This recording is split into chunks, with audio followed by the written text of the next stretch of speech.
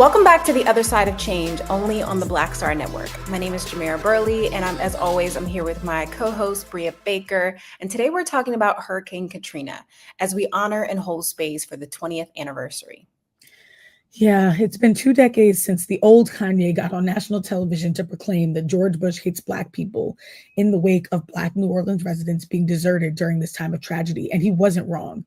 Side note, man, do I miss when Kanye used to speak truth to power and wasn't a white supremacist in sheep's clothing. But I digress. In the last few weeks, a few documentaries have been released, shedding even more light on how Black people were failed during and following Hurricane Katrina. And we need to get into it all. But of course, let's start with some headlines. Yeah. I see you decided to go positive this morning. I just need it. I'm like, I need to pump something good into these veins because there's so much else to be depressed over. Yeah, you're the light, I'm the dark today. Look, we need the balance because it's like it's not all roses and sugar and stuff like that. But yeah, Black women have been killing it at the U.S. Open, and I've been loving to see it.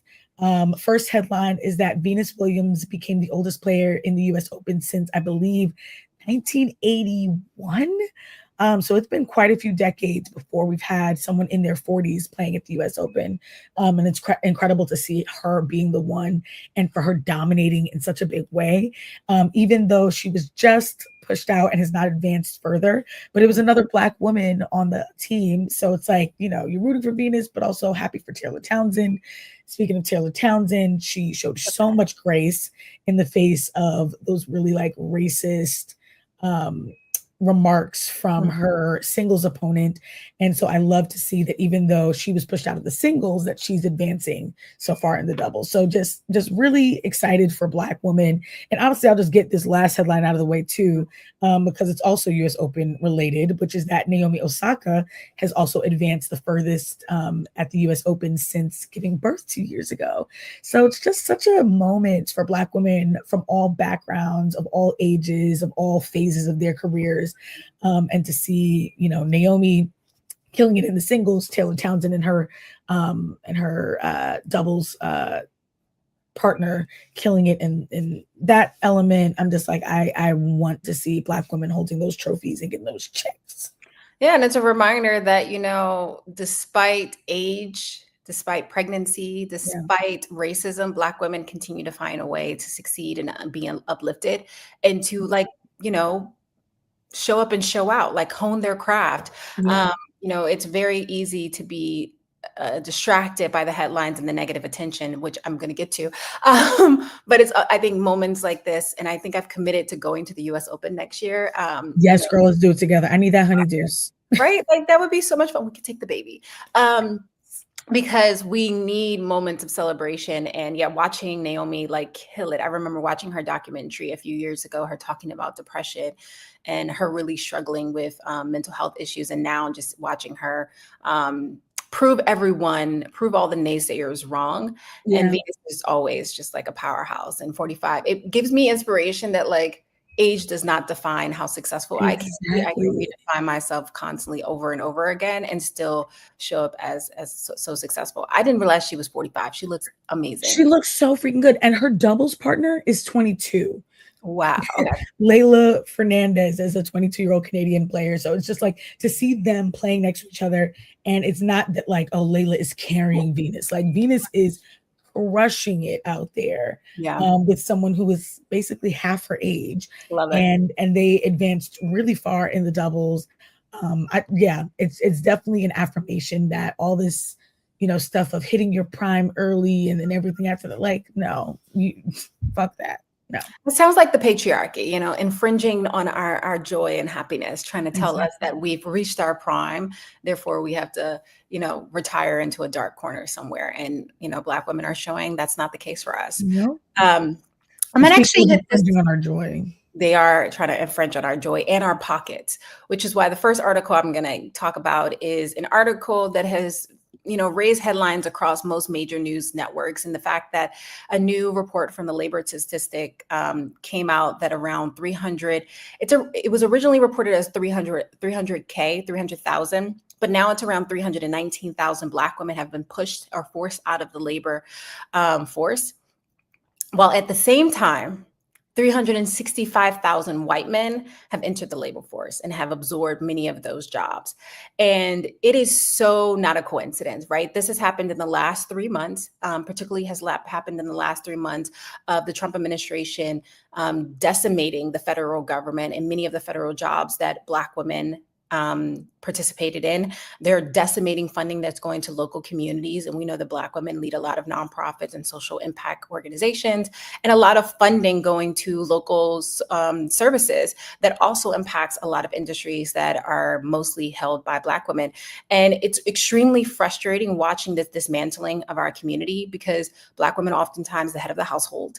And this is not just going to impact their pocketbooks, it's going to impact the pocketbooks of their families, of their communities, and to the organizations and the charities that they give to, because Black women give often and give a lot.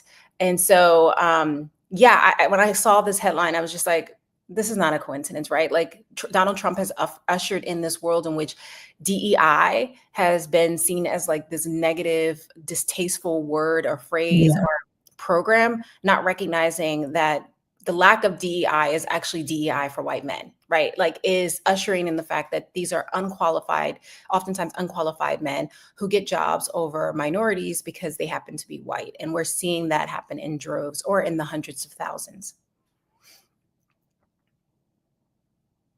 Yeah, you said that. That's real. It is just DEI for white men. And the fact that the numbers are so close, it's just so hard to be able to ignore and try and explain away that nearly the exact amount of jobs that Black women have lost, white women have gained, their success often comes at our expense. Yep. And so any version of America that Trump is trying to make greater for white people will mean that we are going to be the stools that they're stepping on to get up. And we did an episode where we got to talk to Anna Gifty about some of this dynamic that was before the New York Times piece had come out, but back when some of the initial data was surfacing. And so if you have not listened to that episode, y'all should go back and explore it. Anna Gifty is an incredible economist, author of a book called The Double Tax. And so we got I'm excited to get a copy. Yeah, same. So we got to dig into that. But yeah, just the more that it's just depressing. It is depressing, but even more importantly, it's a direct attack, right? Donald Trump is intentionally attacking Black women. In this case, this is coming after we know that Black women are the fastest growing educated population in this country, and are oftentimes the ones that are leading the movements, like leading the marches, leading the organizing. And what happens when you now force people who don't have extra income, extra time, that now their sole focus is on trying to survive, it's very hard for them to now organize the marches, right? And I know so many amazing, highly educated Black women who have been let go. And it's taking them 6 months to a year to find another job. Yeah. And this is already an economy that even outside of the attacks on DEI and the federal cuts was already economy because of the tariffs and other decisions that Trump has made that is really tough on us. And so to go through that period, being highly educated, underemployed, but dealing with all of these extra expenses that the Trump administration is pushing onto consumers, it's a dangerous time for Black women to be in this position. It means that we're competing for even less opportunities, and that companies and corporations feel less of a mandate and a responsibility to hire and collaborate with and listen to us. So all of that talk of listen to Black women, pay Black women, trust Black women, it's clearly all a marketing. It was a marketing ploy, just like, social impact oftentimes is through the lens of the corporations, right? Is that they get to decide what's in the best interest of our communities. And we oftentimes feel the negative backlash of their incompetence of actually implementing quality programs. Say that. It's just another day in America. In our last article for this lineup is the U.S. military kills 11 in a strike on an alleged drug boat that was tied to the Venezuelan cartel. And I say alleged because Donald Trump and his administration has presented no evidence. And this look from all the clips that have been surfacing, as well as the video that was released by the White House, it seems as if it was a speedboat that was in international waters. And for many people, they consider this an act of war, an act of terrorism, right? The fact that the Trump administration has presented no quantifiable evidence, and he's been making gestures or throwing shade at the Venezuelan administration, saying that they're corrupt and terrorists, while many of the actions he's trying to criticize are actually things his administration has actually done. Yeah. And many people are speculating that this is an opportunity for the Trump administration to try to infringe on the Venezuelan population and take advantage of their oil reserve. You know, an age tale in America. It's all about the oil. It's all about infringing on other people's civil liberties. Mind you, Venezuela is a sovereign nation, meaning they have their own government, they operate their own laws, and for an outside government to try to come in and do so is a violation of international law. Yeah. And in violation of national law. I actually think we have policies and practices that prevents these types of acts. And for him to take a unilateral, make a unilateral decision without involving Congress is pretty disturbing. And you know, it makes me think about an interview he did in the White House a few weeks ago, where he was basically like, "Oh, so if we're at war, I don't have to step down as president, right? Like, what are we doing?" Plotting. He's definitely plotting. Yeah. Yeah. I mean, everything he does circumvents what is supposed to be checks and balances and law. And, you know, it is scary to think of what 2028 is going to look like. Whether peaceful, we didn't have a peaceful transition. 2026. 2020. 2026 first. True. Exactly. We got to get to the midterms. But yeah, it's like if in 2020 transition was an insurrection, I'm scared to imagine what it looks like when Democrats and progressives try and take back federal seats in 2026 and 2028, and what methods he's going to use to get around that too. It is just you see why I had to start with the U.S. Open. I do. I might take a step from you next week and find some more lovable, heartwarming news. But the reality is I feel the need to make sure that everyone wakes up with all the facts. Yeah, that's what I was about to say. Don't shy away from it. I feel like that balance is really important for us to bring. Because if we disillusion ourselves and try and look away from what's happening, then they'll be at our door, breaking it down. And they already are. If you are a DC resident, you know, that's already been happening. Again, we just did an episode on that last week. They're talking about coming to Chicago and Baltimore and other cities. So it's a scary time. And the answer is not to disillusion ourselves by thinking that we can, you know, meditate our way out of it. Like we have to be aware and fight back. So I'm glad you did bring it together. Everyone but us. Exactly. Well, so we're going to take a quick break. Yeah. See, we're on the same page. Let's take a break. We'll come right back. You're watching The Other Side of Change only on the Black Star Network.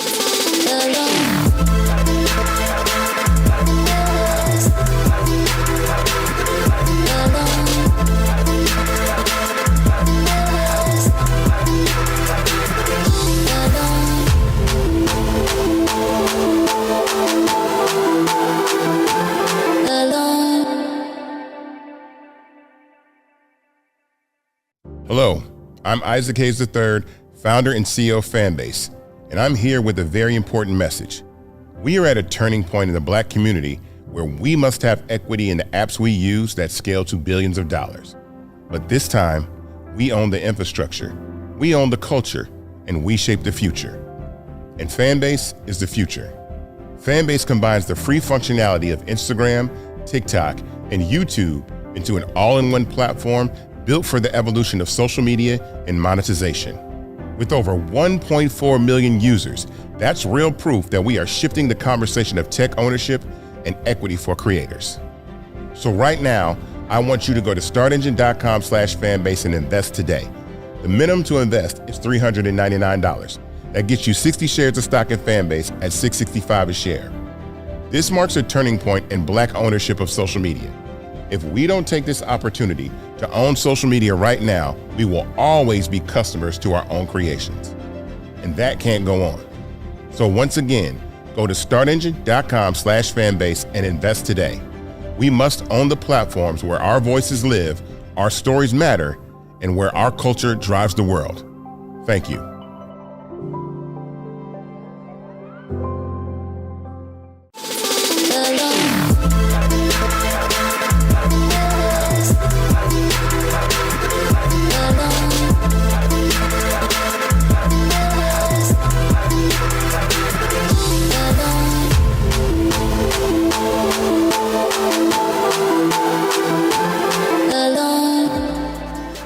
Welcome back to The Other Side of Change, only on the Black Star Network. We just finished unpacking some of the latest headlines, some more positive than others, but it's time to talk about Hurricane Katrina. 20 years later, and in hindsight, what we have learned and what has been revealed about America's treatment of Black lives in moments of crisis.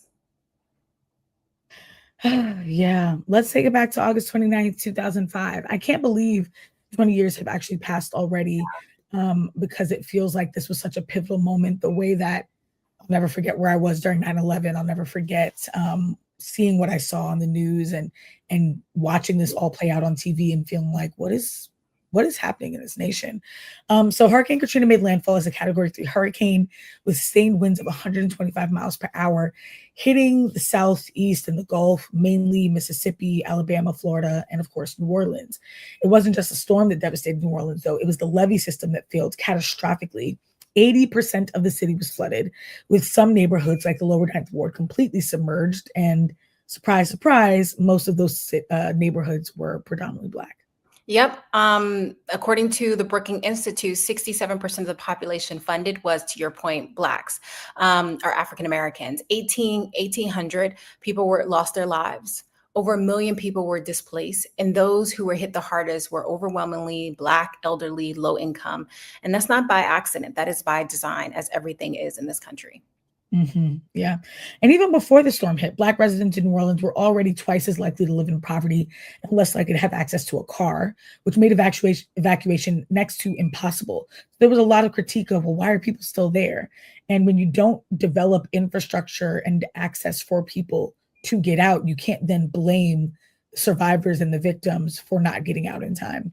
Yep. One American Public Health Association study found that 55% of New Orleans households didn't have the resources to evacuate, even if they wanted to. So this whole victim blaming game that we've seen during and after Hurricane Katrina is really frustrating. And it's not unlike what we see in other crises. Yeah. And I remember, being 15 when this was happening. I had no concept of like the magnitude of what was going on, neither during when it happened or like the aftermath of days and weeks that went on. But I just remember thinking, like, why is the mayor calling for Amtrak to come to town? Like, he's calling for the trains to come in and like scoop people up, because to your point, they did not have the infrastructure, which is why so many people who were being criminalized for staying behind is a deliberate misinterpretation of the facts. Remember those infamous headlines showing white people finding food while Black people were looting? And then you had the racial double standard that continued on broadcast, national broadcast, where every channel was framing this response as almost like a personal disaster against the individual versus like, this happened by nature, but the infrastructure of the city did not enable for people to actually be able to protect themselves, their families, and their communities. And we saw the devastating effect ripple through that community in real time. Yeah, exactly. And that response, it took 5 days for the federal government to get water and basic supplies to people at the Superdome and the convention center. That's been one of the most harrowing things to really come to terms with, and seeing some of the footage, which we are going to get into later, but just realizing people were sleeping on urine-soaked floors. People didn't have food.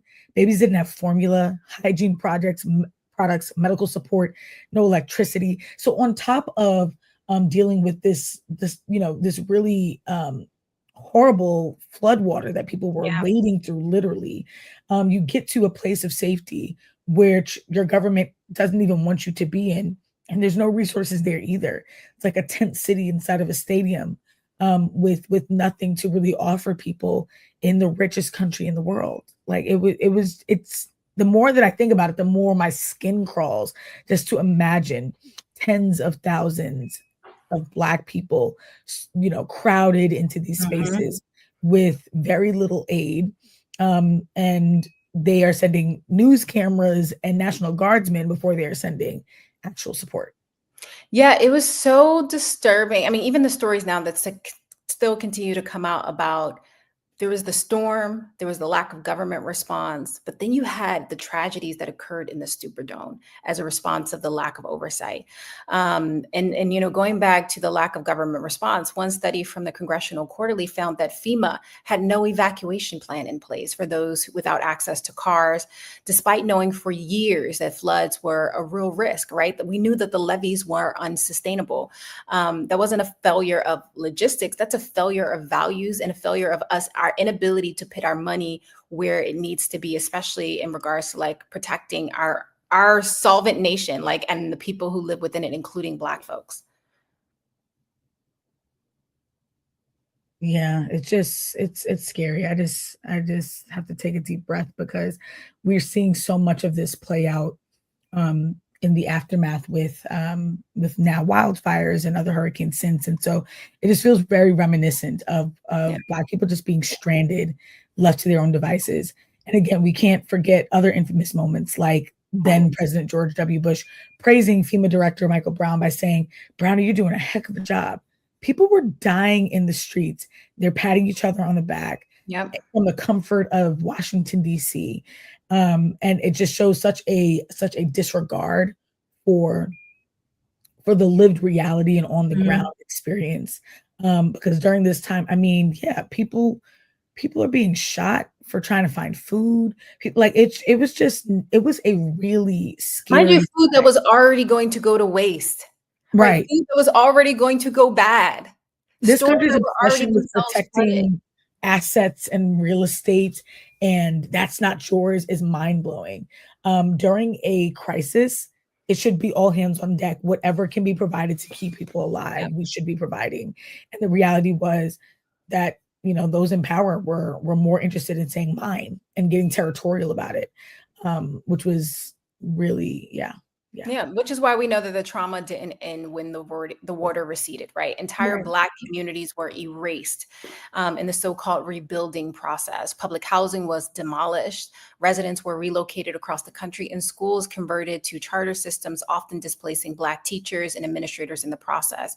When I was in my junior year of high school, we had 2 students from New Orleans come as a result. They were victims of Hurricane Katrina. And I think that made it very real for me, seeing people who could not go back to their homes, had nothing but whatever they had in their backpack when they left, and how the community, the larger community of the United States, not the government, rallied around helping to support them. At least that's what I saw in Philadelphia. Yeah. And that's what always happens. We keep us safe. We fill in the voids that the government's not going to fill. But it's often not enough to overcome the just immense neglect, because the New York Times reported that over 100,000 Black residents were never able to return to New Orleans. What's there now, where their homes used to be, where their businesses used to be? Gentrified neighborhoods, luxury condos, a city that celebrates its culture for Mardi Gras when they could profit off of it, but not the people who created that culture, who were left stranded, left for dead. Yeah, I mean, even now, 20 years later, New Orleans has fewer Black residents than it did pre-Katrina, and the racial wealth gap has grown. According to the data center, the data center of New Orleans, the median income for Black households is less than half of white households. How, Sway? That is scary. What? Like, what are we really talking about here? Less than half? And this isn't just about Katrina. Again, as we've been alluding to this whole time, it's about how America responds to disasters and who it is deeming worth saving. We saw it in Flint. We saw it during COVID. We saw it after Hurricane Maria in Puerto Rico. We saw it with the wildfires. Black and brown people are in crisis, and urgency disappears. When wealthy millionaires and billionaires are in crisis, it's all hands on deck, bring out the violins, and it's not that I'm trying to create the suppression Olympics, but the government does it when it has these disproportionate responses to Black pain versus white pain, to working class loss versus wealthy loss. And so it's normalized for us. Oh, you're used to that. So we don't feel anything new for you. Folks in Flint have been trying to get clean water for how long? Too long. Over a decade. I mean, Little Miss Flint was like a child. She's like off to college. Like, it's just, it is such a really dangerous pattern that we have to disrupt. Yeah, and one thing that I think we always miss the mark on is it's not like we're asking for charity, right? We're Mhm. asking for our taxpayer dollars to do their job. These we all put into the pot of money that enables for the United States government to Say that. function, operate. And so when we're in crisis, we expect the services that we've been funding for our entire lives to finally show up for us. The fact that you have people standing on the roof of their homes begging for food, the fact that there were stories about white folks driving around in boats shooting black folks for no other reason than the fact that they thought it was a joyous occasion and it was something fun to do. The fact that you had little girls being assaulted in the Superdome, right? Like all of these things could have been prevented had the government gave a damn about Black folks, which is why Yeah. this anniversary is not just a moment of remembrance, it's a moment of reckoning, Yeah. because we don't just want to radically shift how we prepare, but also we need to radically shift how we respond to crisis, because we're going to see this pattern happen over and over again. And to those who pay the price are often people who look like us. Yeah. And the federal government now defunding climate relief, now defunding like research and efforts to reduce our, our climate footprint. Yeah. We're going to see more storms. The waters will continue to rise, and who will feel the blunt of that impact will be us. Yep. Always, always us. But I'm really grateful for the Black storytellers who have been really sounding the alarm and making sure that we never forget what happened in New Orleans and Mississippi and other spaces that were hit so hard by Hurricane Katrina. Coming up, we're going to look at some of that harrowing archival footage and just dive deeper into how climate disasters intersect with race, class, and public policy, but also how grassroots organizers in New Orleans are still fighting to protect their communities today, because that is the blueprint for how we fill in the gaps when the government is just not sufficient. Never sufficient, actually. So we're going to take a quick break. We'll be right back. You're watching On the Other Side of Change, only on the Black Star Network.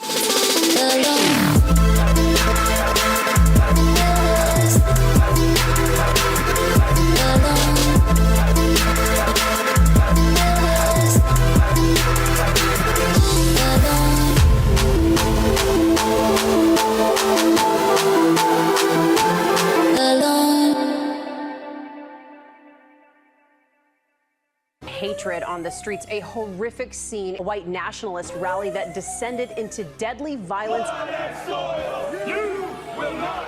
White people are losing their damn minds. As an angry pro-Trump mob storms the U.S. Capitol, we've seen We're about to see the rise of what I call white minority resistance. We have seen white folks in this country who simply cannot tolerate black folks voting. I think what we're seeing is the inevitable result of violent denial. This is part of American history. Every time that people of color have made progress, whether real or symbolic, there has been what Carol Anderson at Emory University calls white rage as a backlash. This is the rise of the Proud Boys and the Boogaloo Boys. America, there's going to be more of this. Here's all the Proud Boys, guys. This country is getting increasingly racist in its behaviors and its attitudes because of the fear of white people. The fear that they're taking our jobs, they're taking our resources, they're taking our women. This is white fear.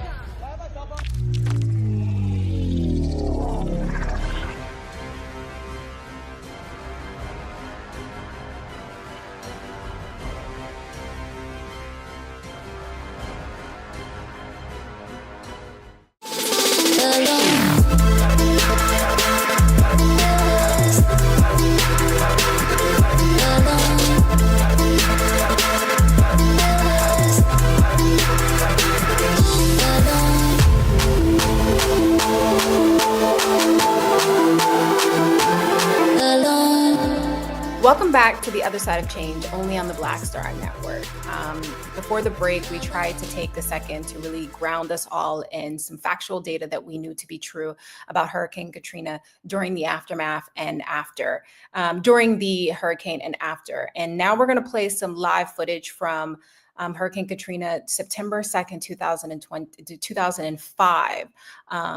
And hopefully we can get a better sense of how people were responding in real time. This clip is from the WWL-TV Channel 4 affiliate from local news. What's happening with the evacuees there? We have this report from Trish Regan. They traveled 350 miles to trade one shelter for another. Here they were given medical attention, showers, clean clothes, and food to eat. Basics that now seem like luxuries to Jermaine and Rajas Bean. You know, we've been treated so good. So good. I mean, it's a breath of fresh air. You know, I mean, it feels like something is lifted. But not everyone here feels relief. Many are still searching for loved ones. Please call us. Please. Love you, Grandpa. Love you, Grandpa. Some, like Tad and Helene Bro, have been lucky. We're just so happy you are. Helene gave birth days before Katrina hit, but the child was premature and needed a special baby monitor, which meant they had to leave him in the hospital. The hospital was evacuated, and Tad and Helene had no idea where their 9-day-old child was until now. Somebody finally called us to say he might be at this hospital, and we called in, and he's there. He's there? Yep, he's there. By nightfall, the dome was full. Cots were taken, and people were growing impatient. So you arrived here today? Yes, ma'am. And you haven't been able to lie down? No, not at all. By the time we got here, it was already filled up. The lack of consistency. And I think what really jumped out to me about that clip is the range of types of people that were impacted, right? New parents, a single mom who is traveling with her 2 daughters, trying to find contact with her father, who she has no access and communication with, 2 single women, right? A Black family, and just the inconsistency of how folks were treated and the lack of resources that could be evenly distributed across. And then looking at the picture of the Superdome of like hundreds of thousands of bodies. Right. That was what was so alarming, was seeing everyone packed into that space and people, you know, the gratitude for meals in that sort of environment, but also the like grief of like, call us, we love you, Grandpa. And those who are like, I was able to find them at a hospital, but those who are still waiting to get that kind of news. I mean, it just feels so shell-shocked.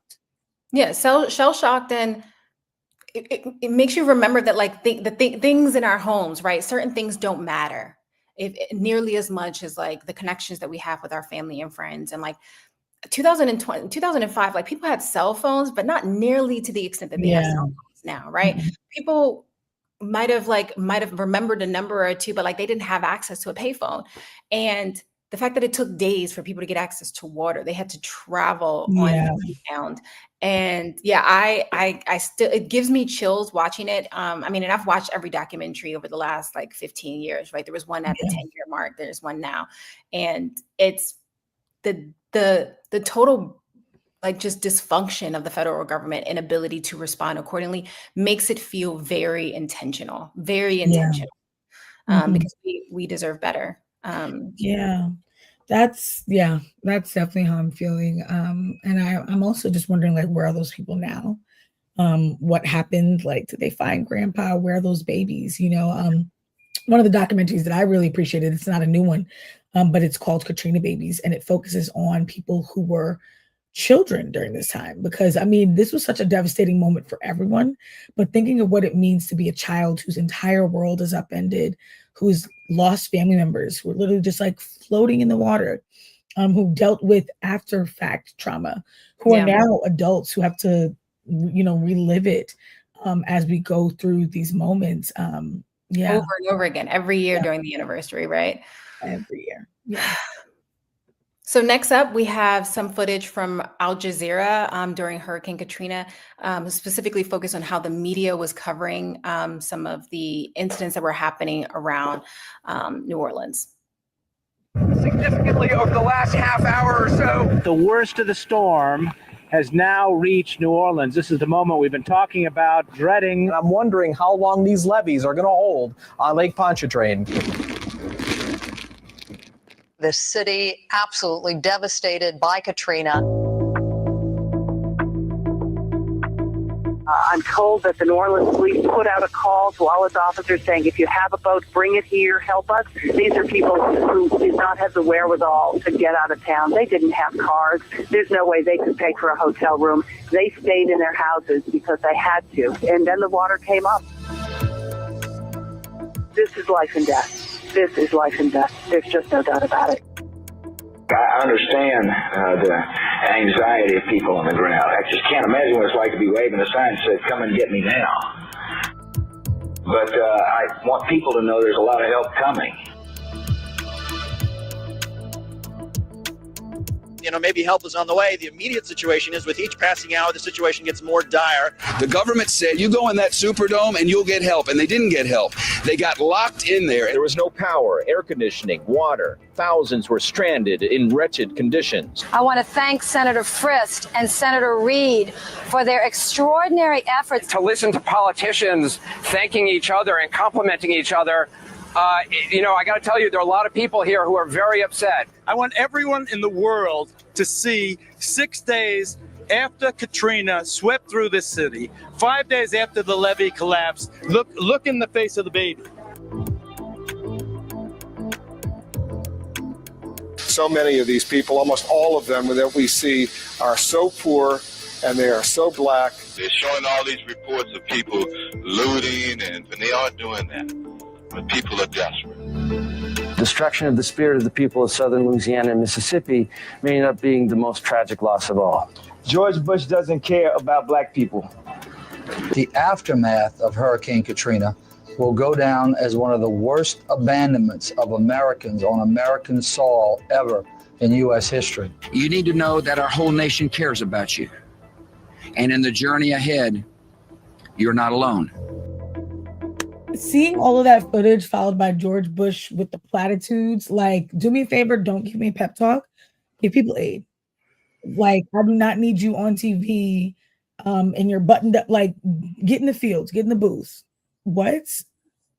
We could put a man on the moon, but we can't get water to a community within our country for 5 to 6 days. We can't send help for 5 to 6 days. We lock people in a Superdome for days, knowing that they're being piled in with individuals of all walks of life, right? And putting their health, their safety at risk it feels like a social experiment. And even when George Bush, like you saw the interviews, he's almost like smirking. It's very disturbing. That's why I'm getting chills watching the people. I mean, you have babies in there, bodies face down in the water, people wading through water trying to get help, people sitting with their clothes clinging to them in the Superdome, and then George Bush in a freshly starched pressed suit, and it's like, what is it? And what this footage is not even covering are people who were in jails, prisons, and detention centers. There's footage going viral on TikTok of those who were saying that their incarcerated family members were literally like having to like pry open doors because the people who worked there, the guards, abandoned them in cells that were filling with water. I mean, yeah, that quote that was in the clip just now about this being one of the worst cases of abandonment is so spot on. Yep. And again, they knew the levees were weak. They knew that the levees were not going to hold. The Lower Ninth Ward had no chance. And the fact that FEMA had no evacuation plan will never sit right for me. And to Kanye West's point, right? The old Kanye, George Bush did not care about Black folks. Never did. And this was a prime example that he refused to show resources. I mean, it took years for the rebuilding to really show itself. And New Orleans still, I mean, you still go to parts of New Orleans, you can see the implications of, like, there's still boarded up houses. Like, there's still communities that have not, rebuild. There are still homes that haven't been, and many of those folks who owned homes lost their paperwork in the flood. So they couldn't even prove in many cases that those homes were theirs. It's really disturbing. Oh God. Yeah. So our last clip of the day is a trailer from one of the newer documentaries, Hope in High Water, A People's Recovery 20 Years After Hurricane Katrina. This was actually produced or done by Tremaine Lee, an incredible journalist who was on the ground. And we love Tremaine Lee. We got to have him on the show. That's going to happen at some point. But Tremaine was in New Orleans on the ground doing a lot of gun violence journalism when Hurricane Katrina hit and ended up being swept into a lot of the Katrina coverage as well. So let's take a look at that trailer. This is the simplest version of the poem. I still have air in my lungs, so I need to make use of everything. It feels like Katrina was yesterday, and then sometimes it feels like it was a dream of another life. Katrina runs like a long movie in my brain. I take deep breaths because I come from a people who know how to come back, so I will start again. Even though I'm like 27 now, I was like 7 when it happened. Convention center hacked. I just remember like being like shoulder to shoulder, people like shoving each other. We lived in the hotel for a year because something without lungs blew the city into a wound. Katrina was the first time my family ever evacuated. When I saw the water rising at Circle Food Store, which was about 5 blocks from my house, that's when I knew there was something quite beyond expectation or even imagination that was happening in my city. My city, as mean as a bride mistaken for a widow. My city, always loved because it was a home made of instruments. You know, it's wild to imagine that 20 years ago, I was just a cub reporter in this city for the Times-Picayune. And I was a police reporter, and I got to know the city, and I got to know the people and the neighborhoods. In those early days when I didn't have any contact to the outside world, no cell phone service, no computers, no laptops, no social media, the only thing I knew to do is keep telling the story. And so to come back to this city time and again, to help amplify the voices of those with the truth, who know the story, who've survived so much, it's an honor and a privilege. There's still problems in the city. There's still holes that need to be filled, right? That hasn't scarred over, let alone totally healed. But even with that, there are people here who are committed to doing the hard work, the work of patching an American city back together. I happen to serve a community that lives 25 to 30 years less than the white members of the same community. In order to have a healthy community, we have to have a peaceful community. 20 years later, there is hope. There's always hope. I think New Orleans is the proof of that.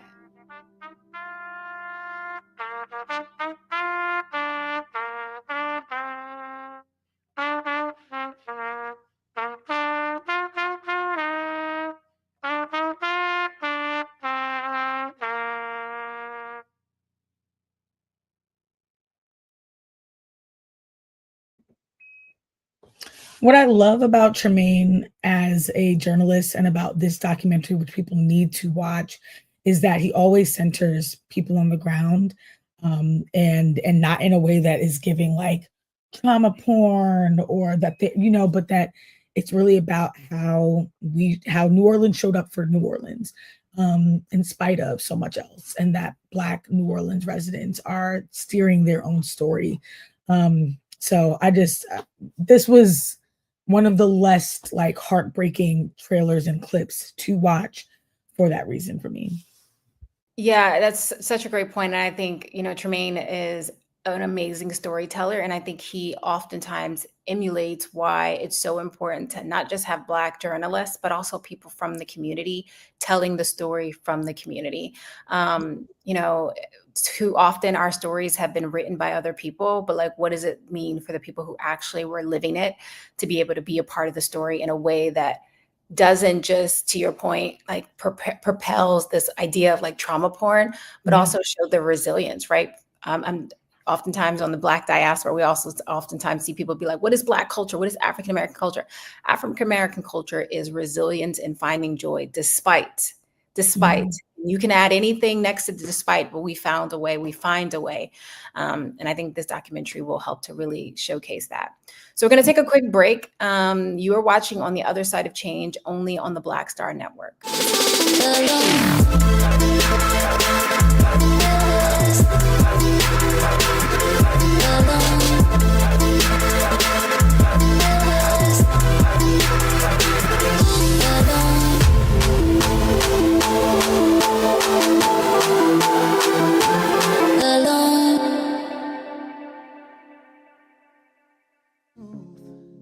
Black Star Network, what's happening? It's your man, Kim. And look, my new single, Rock With Me, is on fire. We debuted as the #1 most added and greatest gainer at R&B radio. So look, I want you to go check it out at musicbykim.com. Listen to it, download it, tell me what you think about it. Also, make sure you sign up to be a part of my community so we can stay connected. At Music by Kim on all social media platforms. Thank you for rocking with me, and keep love on the one. 'Cause I want you to rock with me. We live in a strange world till the darkness falls forever. Baby, let's be the dawn. When it feels like it's taking me over, you're making me stronger, my sweet love.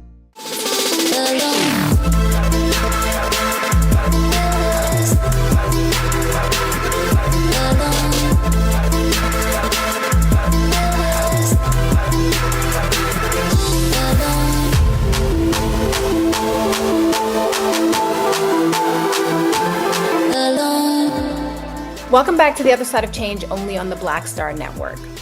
There have been countless disasters in the last 20 years since Hurricane Katrina, where we've seen similar patterns of racism and disaster due to capitalism at play.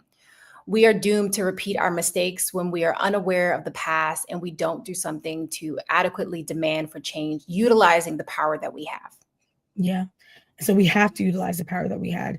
It's why earlier we talked about it's important to lean into joy. It's also important to not look away from painful moments, from moments of self-advocacy, of collective advocacy. And one of the best ways is to be informed, to not think of these moments as, oh, well, a natural disaster came through and there's nothing that could be done.